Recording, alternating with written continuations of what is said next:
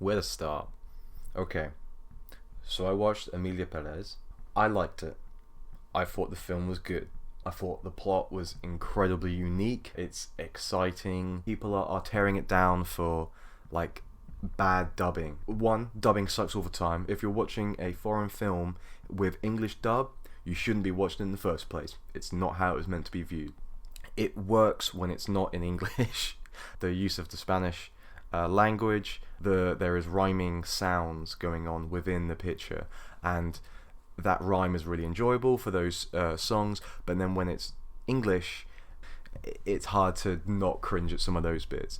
The film has a bunch of different Spanish actors. Yes, not a huge cast of Mexican actors, but it's still a step in the right direction, especially as Hollywood is concerned. The editing is amazing. I love the editing. The fades, how the music is brought up and brought down. It's really engaging. I haven't been hooked by the editing of a movie in a very long time. It's really enjoyable to see. It's also a complex film with complex issues, and that's fun to watch. It's very few films tackle such heavy themes this often, and I think the film is interesting because of that. I mean, who would have thought of a plot about a drug cartel person wanting to transition? That's completely unique, and that's wild, and I love it. English singing scenes aren't the best, and I think that comes down to translation. The lyrics don't rhyme as well in English as they do in Spanish, or definitely not as much as traditional theatre musicals, and that's a problem that most original musicals have. The same issue comes with Holy Motors or Annette, Emilia Pérez, Joker 2. You know, it's hard to make a musical, funnily enough. The daughter song, that's, you know, people are saying, oh, you know, it doesn't, that's ridiculous and silly about all Mexican. She's not talking about Mexican culture. She's talking about how her dad smells. If he smelled like guacamole, he smelled like guacamole. Then she's not naming things that are inherently Mexican. She's naming things that her father smelled like, and that is why that song is so powerful. Ultimately, I think this film is like reading a book. The details of a book will always be lost to those who don't read them. And the same goes for culture and for living other people's lives, something that the film is determined to show you. The details will never be there for everyone. If someone made a movie about the UK, there are many things that UK people will be able to point and say that's not accurate. Same thing when we watch American shows.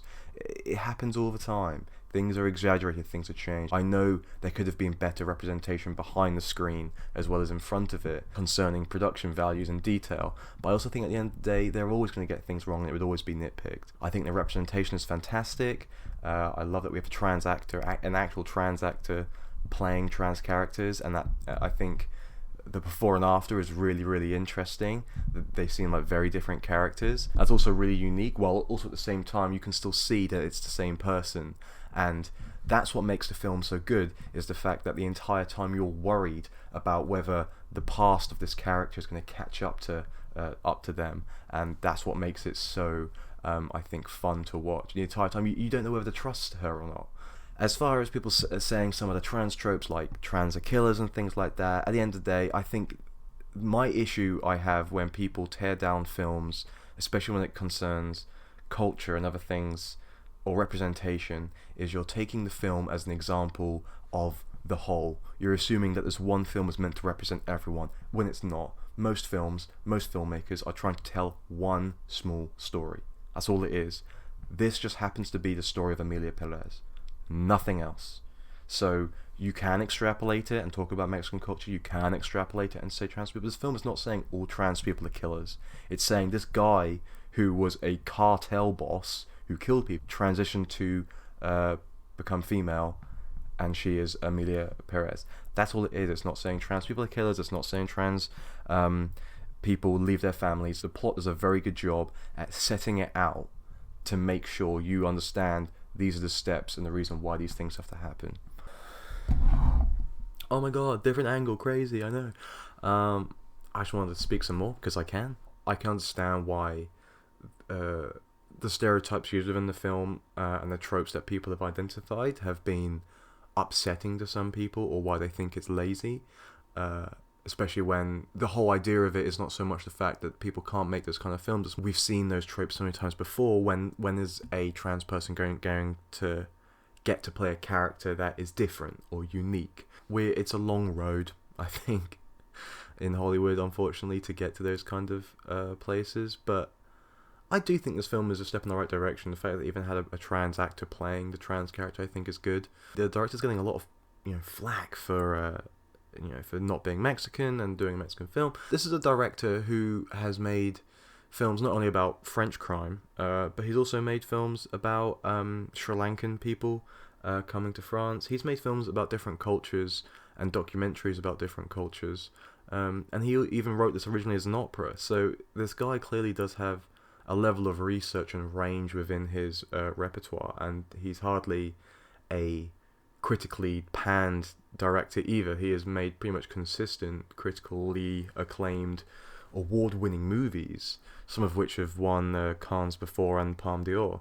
So I feel like a lot of some of the hate of this movie has come from some people not enjoying the fact that it's a trans musical, and on the other side you've got people coming in saying that the representation of trans people and of Mexican culture is not accurate enough. I can understand why that would be frustrating, for it to you get really excited and you go, it's still not right. But I don't think that makes the film bad. I think that makes the film still an interesting original movie that even 2-3 years ago would probably have never got made. Different people, I mean, including the actress herself, you look at this kind of movie and how experimental it is, and it's a musical and it's trans and it's set in Mexico. All of those things would have not been made in Hollywood even 5 years ago.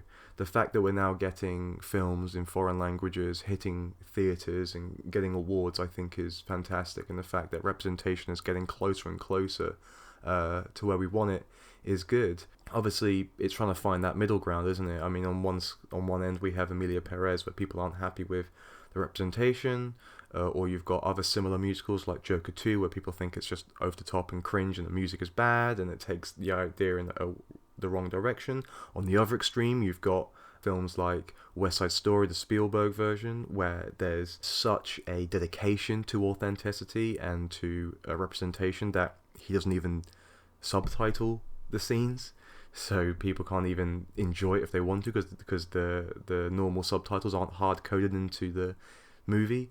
Directors and writers and editors need to find a healthy middle ground where they're going to present this kind of narrative in a more engaging and interesting way that accurately portrays the people it's hoping to represent, while still making an interesting narrative. And I think this film, for the most part, does succeed.